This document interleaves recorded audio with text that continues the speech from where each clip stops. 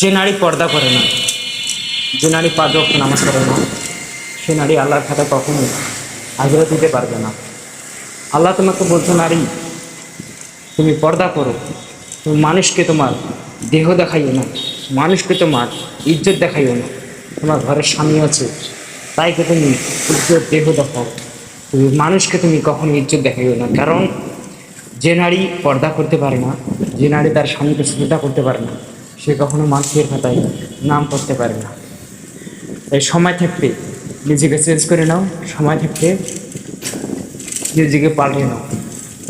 আল্লাহ কুরআনে বলছে, বান্দা তুমি এমন কিছু করিও না তোমার কিয়ামতের মাঠে তোমার ওই কাপড়ের জন্য, ওই দেহর জন্য তোমাকে জান্নাতে যাইতে না, তোমার স্থান হবে একমাত্র জাহান্নাম।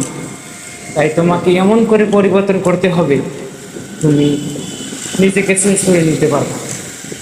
তাই সময় থাকতে এখনো নিজেকে এমন করে পরিবর্তন করো, তোমার আশেপাশের লোক বা তোমার স্থানীয় লোক তোমাকে দেখলে সম্মান করবে। সম্মান এমন একটা জিনিস, নিজেকে অর্জন করা লাগে, কেউ কাউকে সম্মান দিতে পারে না। তাই আশা করি কথাটা বুঝতে পারছি।